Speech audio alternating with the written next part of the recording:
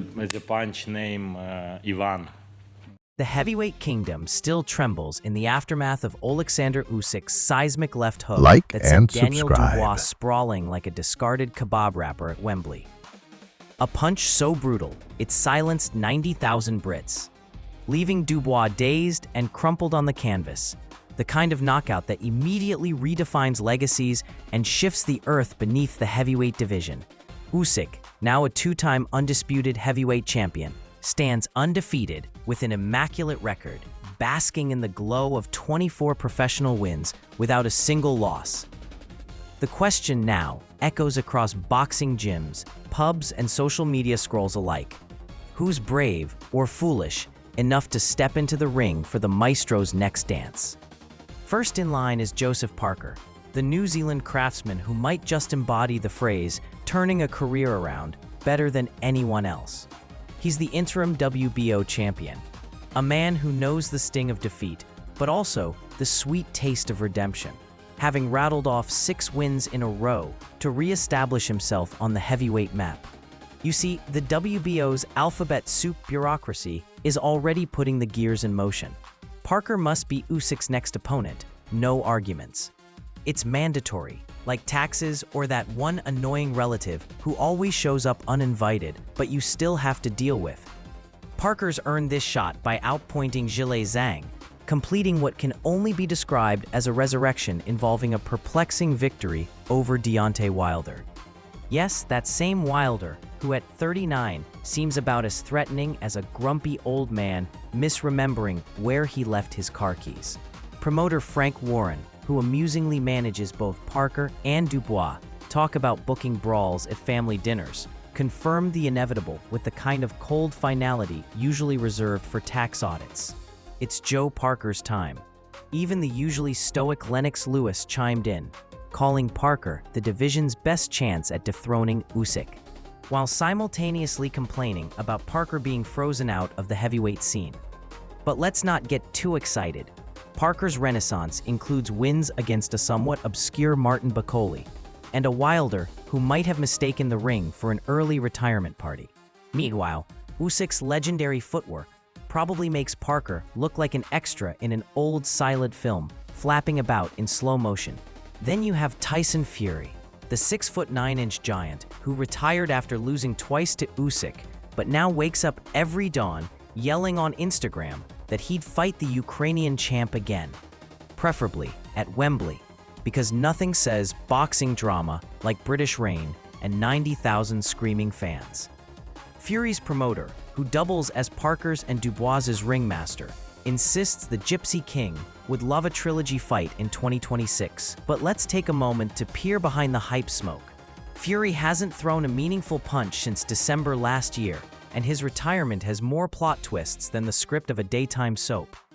The idea of a trilogy sells tickets by the truckload, but Usyk, who's 38 and somehow looks like he skipped the aging process, might see Fury's relentless social media tantrums as more core than challenge. The psychological warfare might be entertaining for the fans, but Usyk seems like the type to prefer a clean fight over psychic drama. And then there's Anthony Joshua, whose name was casually dropped by Usyk himself post-fight, probably to keep the British tabloids buzzing.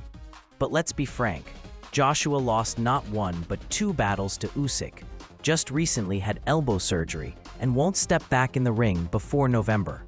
Eddie Hearn, Joshua's promoter and boxing's version of a hopeful dreamer, is already pivoting to the old fans' favorite soap opera, Fury vs. Joshua. Translation: everyone's hoping to keep Joshua's dignity and maybe his soul intact by steering him away from a third fight with Usyk. The Joshua vs. Fury saga remains boxing's ultimate will they won't they romance, but only if Usyk first deals decisively with Parker and doesn't throw that supposed monopoly on heavyweight drama into chaos. Meanwhile, Usyk's post-fight chat threw in some curveballs for good measure, naming Derek Chisora among potential sparring partners. Chisora, the lovable brawler with a career peak that predates TikTok, feels like a hilarious troll from Usyk. "Come Derek, dance with the bulldozer," the silent message reads. There's also Moses Itauma, a promising 20-year-old punching prodigy backed by Saudi Arabia's boxing czar. This feels less like passing the torch and more like Usyk casually tossing a flashy neon green rookie into the heavyweight ocean.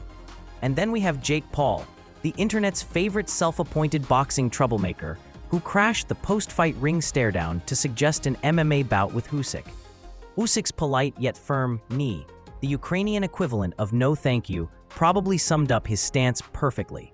Paul's current fixation remains on Joshua, a spectacle both farcical and shockingly profitable in equal parts. So what does all this mean for the heavyweight division's immediate future? The road forks dramatically.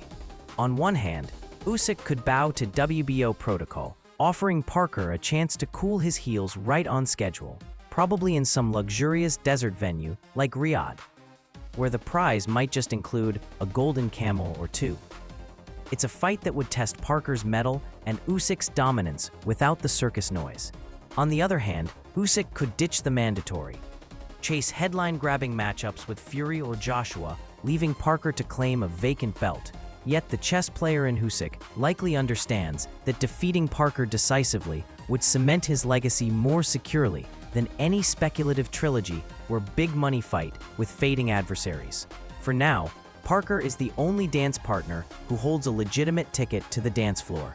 As for Dubois, his next 6 months will likely be spent rebuilding against familiar foes like Derek Chisora or Dillian White, the type of rebuilding fight that fools no one, but reassures promoters and fans alike.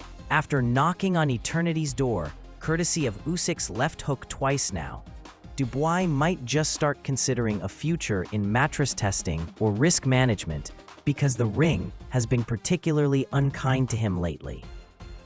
So dear boxing enthusiasts and casual sports fans alike, place your bets carefully.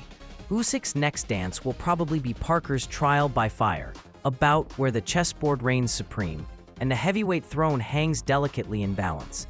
And when Usyk's left hook inevitably dissolves another challenger's aspirations into jelly legs and stunned silence, the crowd will collectively shrug and say, well, at least he tried. Meanwhile, the heavyweight circus will continue to spin, with its colorful characters, unexpected twists, and endless quest to crown the true king of the ring.